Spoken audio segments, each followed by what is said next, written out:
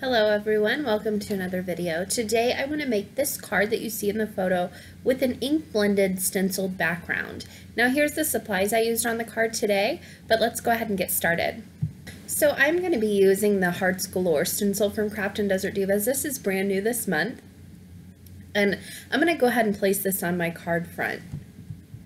This is an A2 top folding white card base I have here, and this is a 6x6 stencil with about a 1/4 inch border around the entire outside, so it's going to fit perfectly on my card front.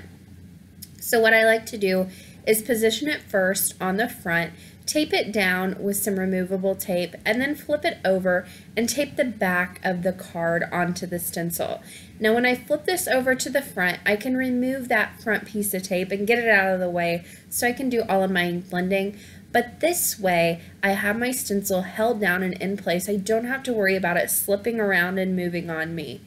But the tape isn't going to get in the way of any of my hearts. Now for this card, I'm going to go ahead and use Worn Lipstick and Hickory Smoke Distress Inks. Now I previously used this stencil on another card where I did a multicolor background. I'll leave that video linked in the top right hand corner so you can go check out how I did that. So I did some ink blending right now, and I am just switching back and forth between my Worn Lipstick and my Hickory Smoke Distress Ink, and I'm going to fill in this entire card front. Now whenever you're blending a background like this, there really is no rhyme or reason. You just need to do what you think looks the best.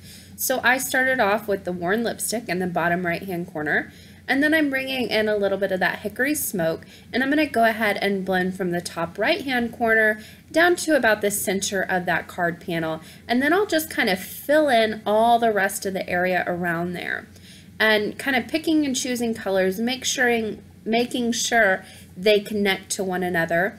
And another thing I needed to think about before I even started blending was, are these two colors going to go ahead and blend together nicely? So whenever a pink and this gray blend together, they make a little bit of a grayish purple in them.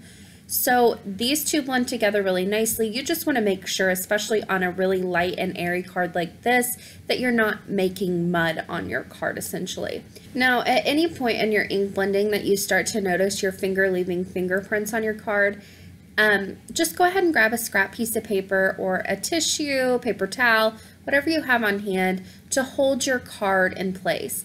Now your distress inks are going to react with the oils on your fingers, and it will start to leave those fingerprints. So just grab a piece of scrap paper and use that to hold on.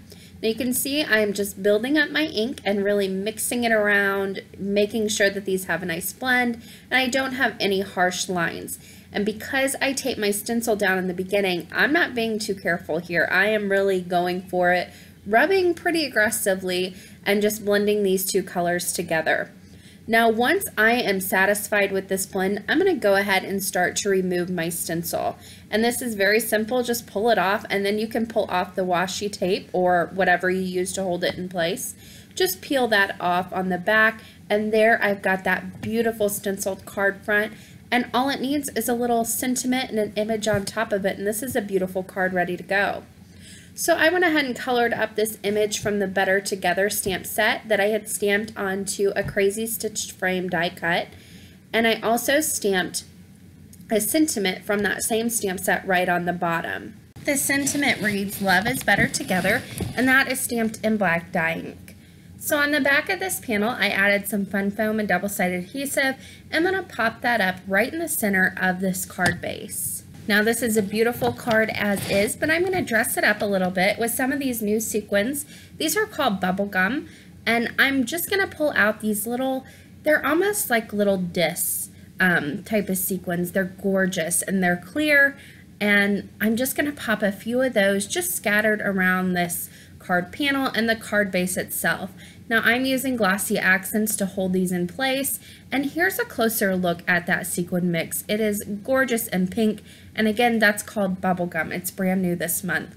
Once that was done, that completely finished off the card for today. I hope you guys enjoyed this video. I'm going to leave you with a close-up of the finished card and also a few pictures.